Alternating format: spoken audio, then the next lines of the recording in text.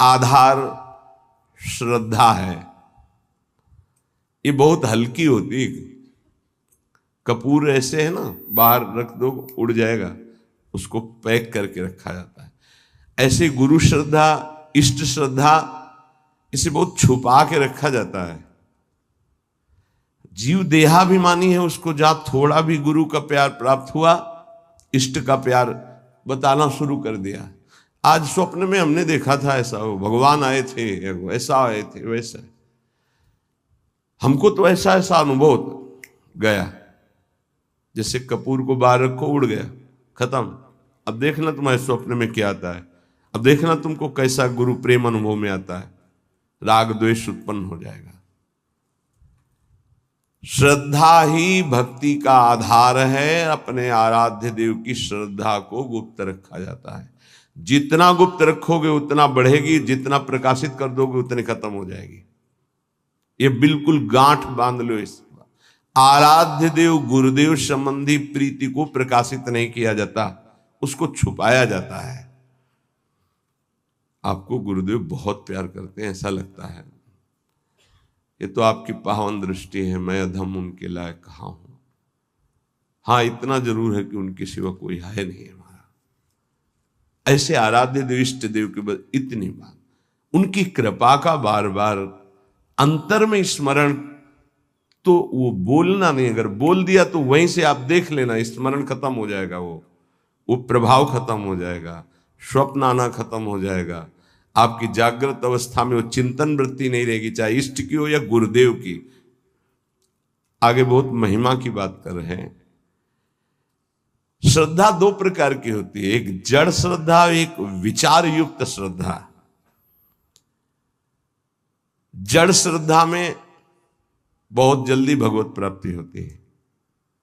हमें कुछ पता नहीं संसार क्या है, कुछ पता नहीं स्वरूप क्या है, हमें कुछ नहीं जानना कि ज्ञान मार्ग क्या है, कर्म योग मार्ग क्या है, या अमुक अमुक, मुझे कुछ नहीं जानना। नहीं तो क्या, बस मेरी प्रिया जो, इसे जड़ श्रद्धा कहते हैं।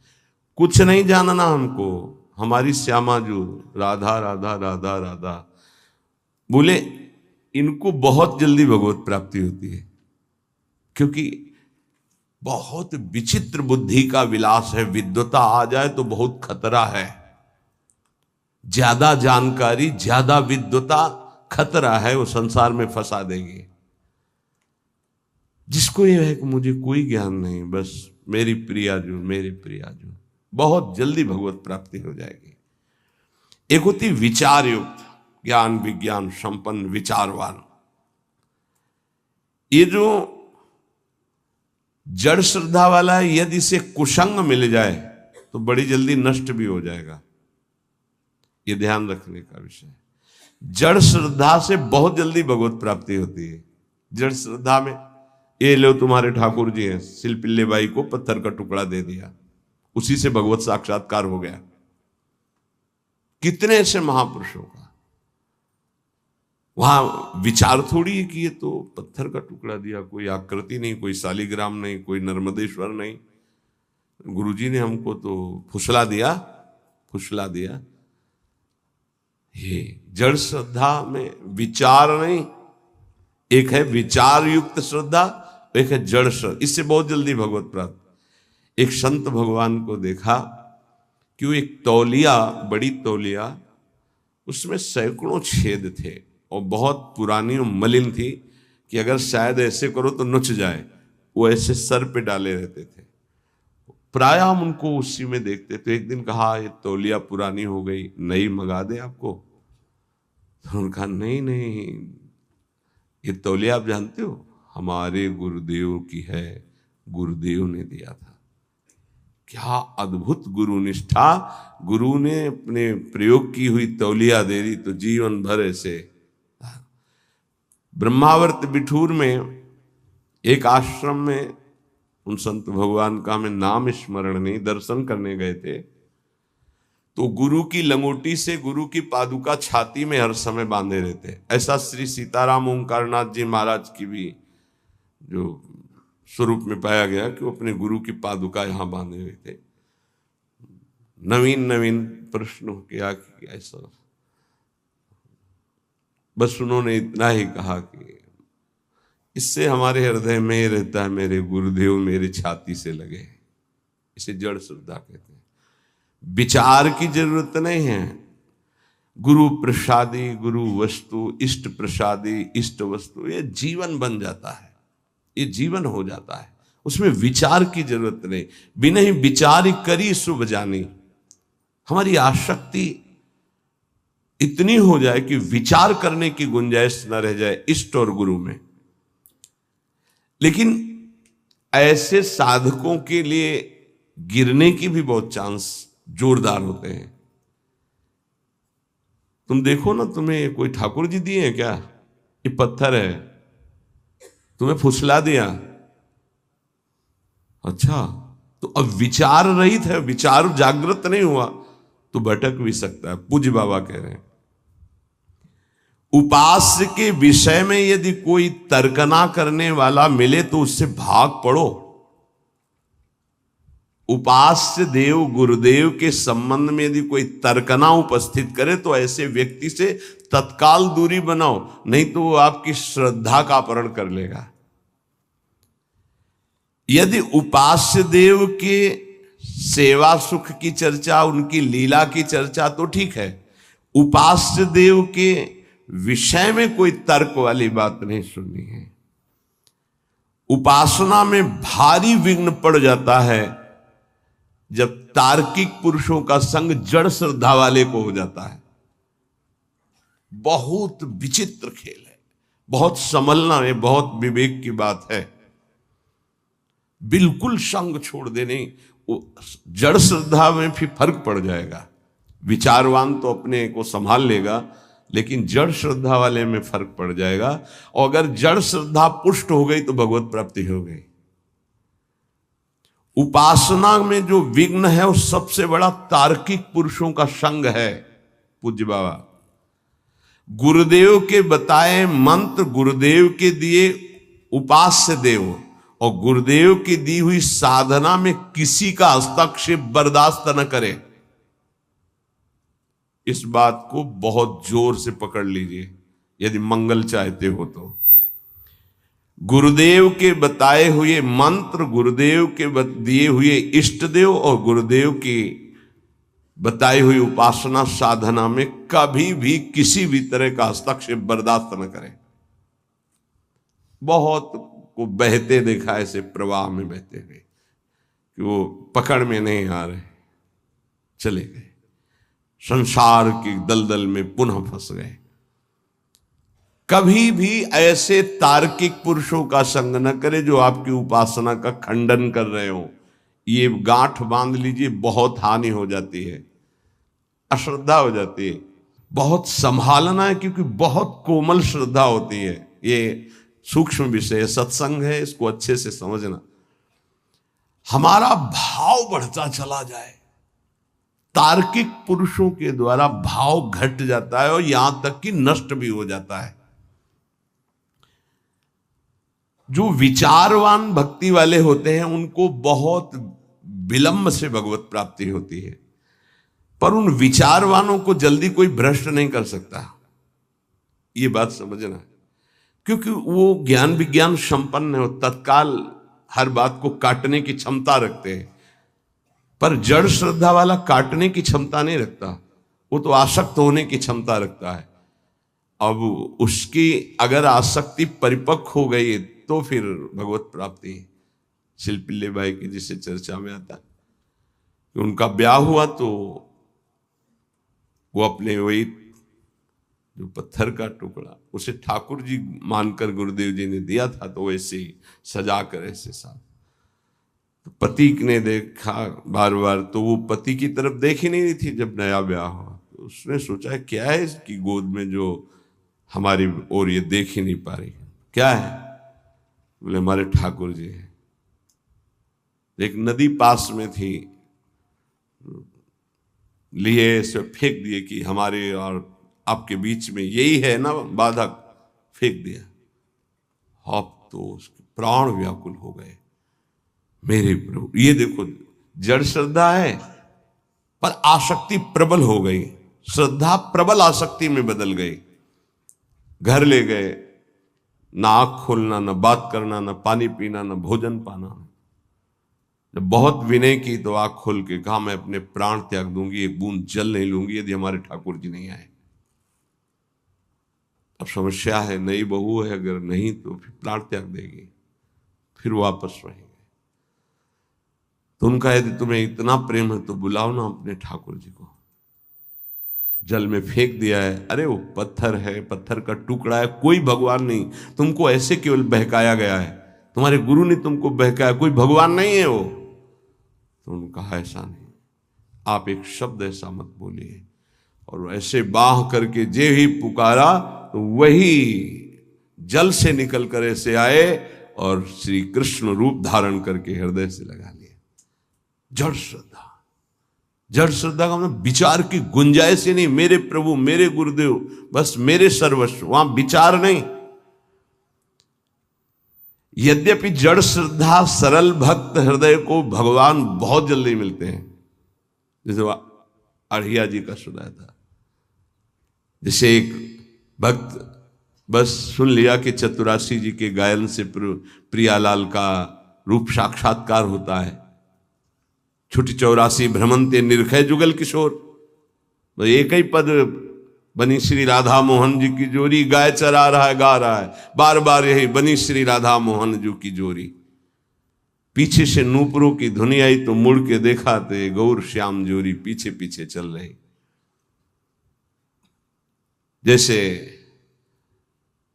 पूज्य महामहिम श्री जयदेव जी का रचित गीत गोविंद की महिमा है कि जब गीत गोविंद, तो पीछे ठाकुर जी, वो एक बालिका मालिन की थी, पीछे ठाकुर जी। चतुरासी जी की महिमा ऐसी है, प्रिया प्रीतम, अक्षर अक्षर में श्यामा श्याम विराजमान, पीछे मुड़ के देखा तो प्रिया प्रीतम, बात की प्रिया प्रीतम ने। मदन टेर पे लता भवन में हरिवंश चंद्र जो मेरी सेवा में रहते, उनको बोल दो जाकर भूख लगी है, कढ़ी ये बनाकर भोग लावे। वो आकर महाप्रभु से बोले कि जुगल जोरी सरकार ने ऐसा ऐसा, तुम्हें कैसे मिले? बोले पद गा रहा था, बनी श्री राधा मोहन जो की जोरी, इंद नीलमणि श्याम मनोहर, सात कुंभ तन गोरी, पीछे देखा नूपुरों की झनकार तो प्रिया प्रीतम। महाप्रभु तो कैसे हमारी करुणामयी जोरी की एक चरवाहे को, जो मुनि मन ध्यान धरत नहीं पावत, बहुत सरल भक्त को बहुत जल्दी भगवत प्राप्ति हो जाती है, बहुत जल्दी हो जाती है। बस उसका कुसंग ना होने पावे जब तक प्रबल आसक्ति ना हो जाए। सरल भक्त को इन विचारवान तार्किक जनों का संग नहीं करना चाहिए, इससे उनकी श्रद्धा में शिथिलता आ जाएगी, अनुभव शून्य हृदय होने लगेगा, कृपा जो हुई है उसका भी अनुभव नहीं होगा। बहुत बचो संग से। इसीलिए कहते हैं कि अपनी दिनचर्या करो, कमरे में घुस के बैठ जाओ, नाम जप करो, पड़े रहो, मिलो मत किसी से। ये जो कह रहे हैं इसका मतलब समझो, बाहरी हवा लगेगी, आंतरिक निष्ठा में फर्क पड़ जाएगा। विचारवान अगर साधक है, श्रद्धावान है, तो उस पर कोई फर्क नहीं पड़ता। जैसे विचारवान साधकों से बहुत तर्क किया जाता है, हे शास्त्र, वो शास्त्र, वो शास्त्र की बातें, दौड़ा दौड़ा के उनको वहीं खड़ा कर दिया जाता है। आखिरकार रस का स्वरूप क्या है वो अपने आप। पर ये सब बुद्धि की दौड़ भाग है, विश्राम मिलेगा सरल भाव से। संत सरल चित जगत हित जान स्वभाव सने। भागते भागते जब थक जाता है तब भगवान की शरण में आता है। आना तो पड़ेगा ही, हरि शरणम सनकादि बोलते हैं तो औरों की बात क्या। विरोधी संग पतन, उपासक सावधान, ये प्रेम का मार्ग है। विरोधी संग से बहुत बचना चाहिए। जैसा संग होता है वैसा रंग चढ़ने लगता है। ये 9 स्वरूप है, जो ये 9 हैं तो आप पूर्ण शरणागत हो गए। पूर्ण शरणागत तत्वबोध भगवत प्रेम कुछ दुर्लभ उसके लिए नहीं। पहला है दीनता, अत्यंत दैन्य स्वभाव होना चाहिए। दूसरा है निष्कपटता, वाणी से कुछ और बोल रहे हैं, हृदय में कुछ और है, आचरण कुछ और है। ऐसा शरणागत का स्वभाव नहीं होता। जो मन में वही, वाणी में वही, चेष्टा में, इसे निष्कपट व्यवहार कहते हैं। तीसरा सत्यता, सत्य ही उसका जीवन है। सत्य बोलना, सत्य आचरण करना, सत्य का संग करना, सत्य वृत्तियों का ही आदर करना, असत का त्याग करना। चौथा सर्वसमर्पणता, मेरे प्रभु के सिवा कोई दूसरा नहीं, ये सर्वसमर्पणता है। मेरे तो गिरधर गोपाल, दूसरो न कोई। ये हृदय से बैठा लो, दूसरो न कोई। अगर दूसरा कोई हृदय में रहेगा तो शरणागति पुष्ट नहीं होगी। सर्वाधारता, सबका आधार, कोई कैसा भी हो, यदि उसकी शरण में आ जाए तो दुलार ही करेगा। भगवान का जो शरणागत है, सर्वाधारता, सबका आधार। जैसे पृथ्वी ऐसे वो भक्त सबका आधार। घोर से घोर पापी नीच से नीच आ जाए। जैसे कई ऐसे विक्षिप्त चित्त से संतों का सानिध्य प्राप्त करते हैं और समाधिस्थ चित्त वाले हो जाते हैं। ये सर्वाधारता, भगवान का शरणागत सबका मंगल करने की सामर्थ्य रखता है। किसी से हमारा वैर नहीं, कोई हमारे घृणा नफरत का पात्र नहीं। जैसे कोई कुछ बातें ऐसी होती हैं जिनको नहीं समझने के कारण लगता है ये सपोर्ट क्यों करते हैं।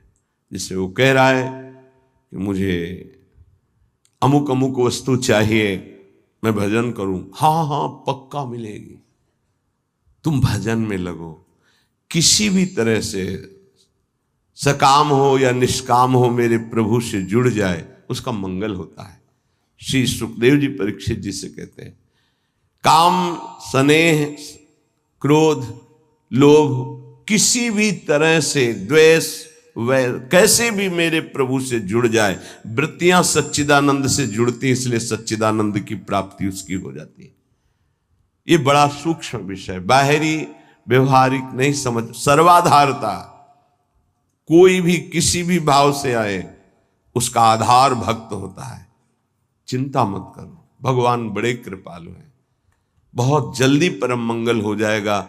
सकामता से अगर प्रभु के चरणों में गए तो निष्कामता आने में देर नहीं लगेगी। अगर निष्कामता सत्संग से प्राप्त हो गई तो भगवत साक्षात्कार के लिए अब ज्यादा समय नहीं रह गया। निष्कामता में भगवत साक्षात्कार होता है। सकामता से प्रभु से अगर हम जुड़े तो निष्कामता अवश्य प्राप्त हो जाती है, क्योंकि मेरे प्रभु का प्रभाव ऐसा है। इष्ट देव का पूर्ण विश्वास, छठवां। सातवां सर्वा आराध्यता, अपने आराध्य देव में इतना तन्मय है कि सब उसकी आराधना करते हैं। ये शरणागत का लक्षण है, सब उसे प्यार करने लगते हैं। सर्वा आराध्यता, ये सद्गुण प्रकाशित होता है। जैसे सर्वाधारता, सबका आधार, ऐसे सर्वा आराध्यता, उसके ऐसे सद्गुण प्रकाशित होते हैं। उसका ऐसा प्रभाव स्वभाव कि सब उसकी आराधना करते हैं। आठवां इष्टानन्यता, एक भरोसो, एक बल, एक आस विश्वास। नवां निज स्वरूप विस्मरण, अपनी भी याद गई, केवल अपने इष्ट देव की याद। देखो वेदांत में निज स्वरूप स्मरण, प्रेम में निज स्वरूप विस्मरण। मैं श्यामा श्याम की सेवा कर रहा हूं, कई बार सत्संग में कहा अगर शब्द पकड़ाओ, उपासक की जब सेवा सिद्ध होगी तो मैं सेवा कर रहा हूं ये गायब हो जाएगा। केवल सेवा और सेव्य, सेवा हो रही, सेव्य, मन सेव्य, बुद्धि सेव्य, चित्त सेव्य, इष्टाकार वृत्ति, अपनी हूं सुधि ना रही, एक रहो नंदलाल। तो इष्ट देव का निरंतर जो चिंतन करते हैं, सत्संग करते हैं भगवत प्रेमी महात्माओं से, तो उनको ये 9 प्रकार की शरणागति पूर्णता कराने वाली प्राप्त हो जाती है।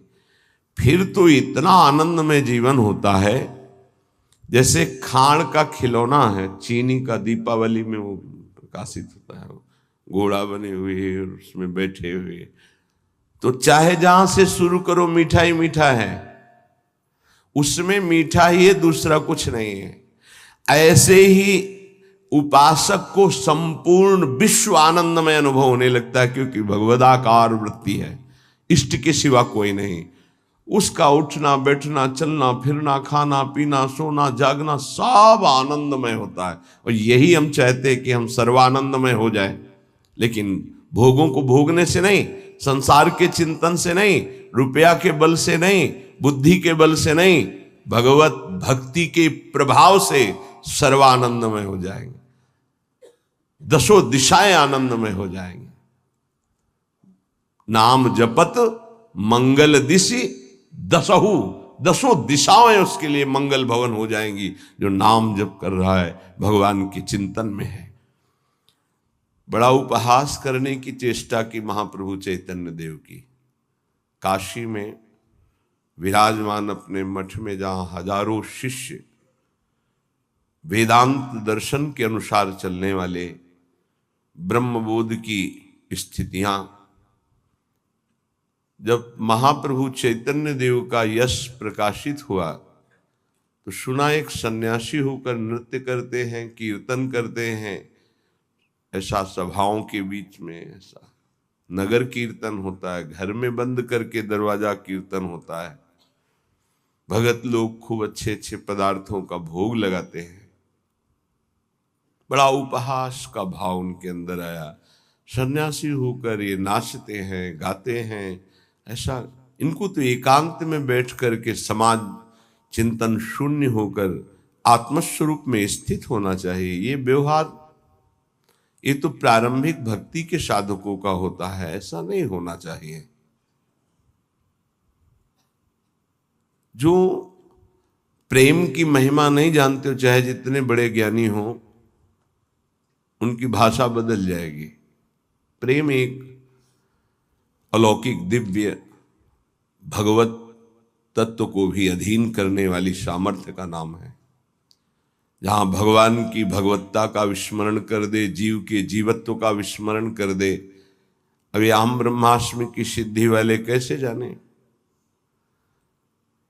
इन्होंने लिखा एक पत्र में महाप्रभु को कि जो कबूतर है वो कंकड़ चुनता है, बाजरा आदि चुनता है, इतना उसके अंदर विकार होता है। अच्छे अच्छे पदार्थ पाने वाला क्या निर्विकार हो सकता है? क्या ये संन्यास धर्म है? ऐसे कई बातें हैं। महाप्रभु के पास एक से एक सार्वभौम विद्वान विराजमान, भट्टाचार्य एक से एक विद्वान। कैसा सन्यासी, कैसे शब्दों का प्रयोग कर रहा है। संस्कृत में सार्वभौम भट्टाचार्य जी ने श्लोक लिखा कि तुम्हें यह ज्ञान है, आंतरिक स्थिति से तो मैं उत्तर नहीं दे रहा हूं, केवल बाहरी बात बता रहा हूं कि बड़े बड़े पशुओं का संहार करके स्वयं शिकार करके सिंह खाता है। कहीं कहीं आता है जीवन में एक बार संतान उत्पत्ति करता है, कहीं कहीं आता है वर्ष में एक बार। तुमने खुद लिखा ये बंदर, कबूतर, कई ऐसे जीव पाए गए जो बहुत ही ऐसा काम भाव उनके अंदर। क्या आहार प्रधान है काम में? क्या बाहरी दृश्य से किसी की स्थिति जानी जा सकती है? पर उनको अपने ज्ञान के आगे कुछ समझ में नहीं। सार्वभौम भट्टाचार्य जी का प्रभु आदेश कीजिए, पूरी काशी में सबको बैठाल कर अगर इनको परास्त न कर दे तो मतलब बहुत अद्भुत विद्वान सार्वभौम भट्टाचार्य जी। एक कोई ग्रंथ था, उसका नाम हमें याद नहीं है। उस समय ना तो कोई ऐसे छापे थे कि छप जाए, और उस बड़े मोटे ग्रंथ को उनको प्राप्त करना था। तो गए तो वहां उनसे प्रार्थना की कुछ दिनों के लिए हमें दे दो। बोले कदापि नहीं। तो उनका फिर एक बार सुना दो हमें। उनका हाँ ये हो सकता है। तो एक बार सुनने मात्र से पूरा प्रारंभ से लेकर विश्राम तक पूरा ग्रंथ कंठस्थ कर लिया। ऐसे विद्वान महापुरुष। महाप्रभु से कहा प्रभु आपके विषय में इनको हम काशी में जाके पढ़ा। महाप्रभु ने कहा नहीं, ये हमारी भक्ति का स्वरूप नहीं है। संयोगवशात कृपालु महाप्रेम स्वरूप चैतन्य देव जी काशी पधारे। अब एक भगत जो प्रबोधानंद जी से भी परिचय रखता था और महाप्रभु की सेवा में भी, वो नजदीक गया और कहा कि प्रभु पधारे हैं, चैतन्य देव आप कृपा करके मिल लें। वो इसलिए मिलाना चाहते थे कि बहुत अच्छे संत हैं, पर इनके मन में ऐसी भावना वेदांत को लेकर जो आई है, तो ये समझें कि वेदांत ही सर्वस्व नहीं, वेदांत के ऊपर भी कोई रस है जिसका नाम प्रेम है। उन्होंने कहा मुझे किसी से मिलने की आवश्यकता नहीं, मना कर दिया। श्रीपाद प्रबोधानंद, उस समय प्रकाशानंद सरस्वती नाम था। भक्त ने पहले चैतन्य महाप्रभु को प्रार्थना के द्वारा राजी किया कि प्रभु यदि श्रीपाद निमंत्रण दे दें तो आप कृपा करके उनकी सभा में पधारेंगे। तो प्रभु श्रीपाद पर कृपा करना ही चाहते थे। ये महापुरुषों का स्वभाव होता है कि जो उनकी निंदा, अवहेलना, अपमान करे उसका परम मंगल कर दें। ये उनका स्वभाव होता है, कोई नहीं जान पाएगा इस स्वभाव को। श्रीपाद से कहा हमारी इच्छा है कि हम आप सब संतों को प्रसाद भोग पवाएं और एक संत संगोष्ठी हो जिसमें महाप्रभु चैतन्य देव भी पधारे। उनका हाँ, इसमें मुझे कोई परेशानी नहीं, क्योंकि वो हमारे यहाँ आएंगे। मान बड़ा सूक्ष्म विषय होता है। इतना बड़ा ज्ञानी महात्मा और मान को अभी बांधे हुए है, यही बहुत मुश्किल होता है। तभी बड़े संतों ने कहा है कंचन तजना सहज है, सहज त्रिया का नेह, मान बढ़ाई ईर्ष्या दुर्लभ तजनाए। ईर्ष्या से प्रेरित होकर निंदा की और मान के अधीन होकर उनके चरणों में नहीं गिरे जाके। जब ये कि हमारे आश्रम आएंगे तब उन्होंने कहा फिर को तो कोई बात नहीं, आने दीजिए। और उनको था कि सभा में बैठ करके हम उनको इस तरह की चेष्टाओं के लिए उनको कहेंगे तो वो खुद मानेंगे कि गलती है। बड़े ऊंचे मंच पर सभा बनी, सब संतों के गिरदे लगे हुए हैं, सब भगवत स्वरूप महात्मा होते हैं। सब इंतजार कर रहे थे केवल चैतन्य देव पधारे और शास्त्रार्थ शुरू हो। महाप्रभु तो प्रेम की साक्षात, जहां वो उच्च स्वर में बोलते थे अमार प्राणनाथ कृष्ण, तो ऐसा लगता था कि प्रेम फैल रहा है, वर्षा हो रही। कोई ऐसा नहीं होता हा कृष्ण ना बोल दे। अमार प्राणनाथ कृष्ण, मेरे प्राणनाथ कृष्ण। नाम कीर्तन के बीच में जोर से महाप्रभु बोलते थे। दैन्यता तो कूट कूट के भरी हुई, क्योंकि स्वयं प्रभु है। प्रेम शिथिल शरीर, नेत्र घूर्णी प्रेम मद से, जैसे प्रियाजू की अंग कांति, ऐसे महाप्रभु चैतन्य देव की अंग कांति। गौर वर्ण देखे तो लुभायमान हो जाए, ऐसे कमल नयन, विशाल नेत्र।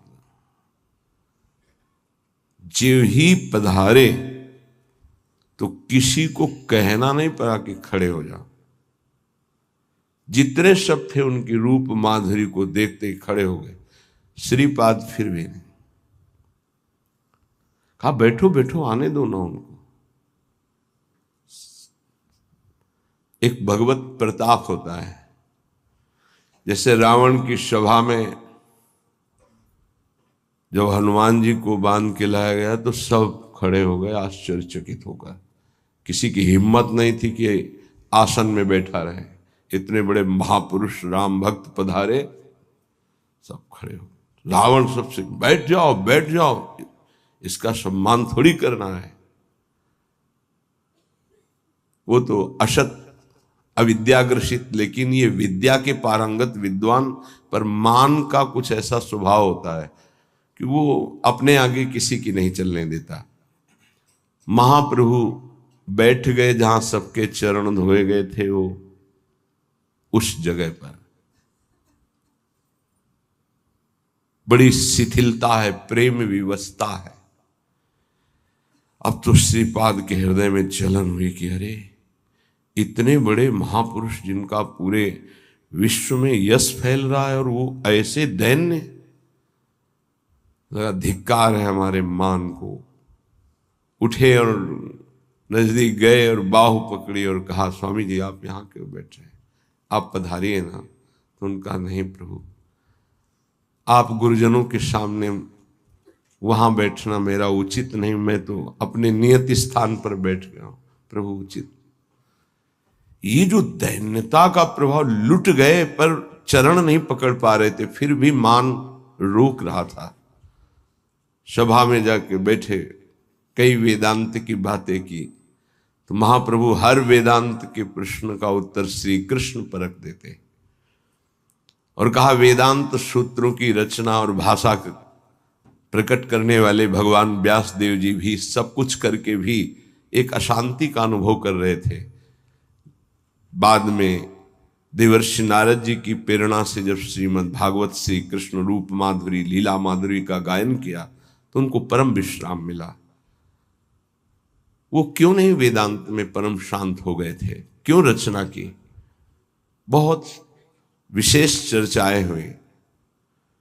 श्रीपाद प्रभावित तो हुए पर बार बार तर्क उठ रहा था, क्योंकि बहुत बड़े विद्वान थे।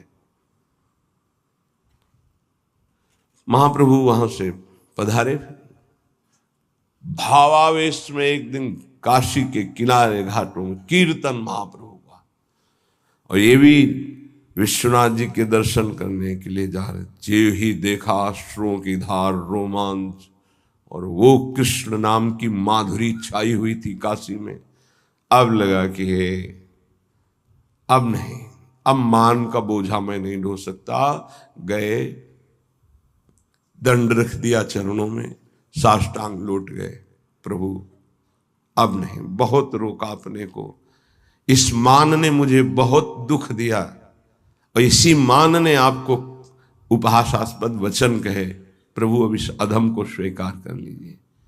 महाप्रभु श्री भावावेश में उठाए और कहा, प्रकाश तो हो चुका है पर प्रबोध नहीं हुआ। आज से तुम्हारा नाम प्रकाशानंद नहीं, प्रबोधानंद होगा, और श्री कृष्ण की अपार कृपा तुम्हारे ऊपर। जाओ श्री वृंदावन धाम की रज का सेवन करो।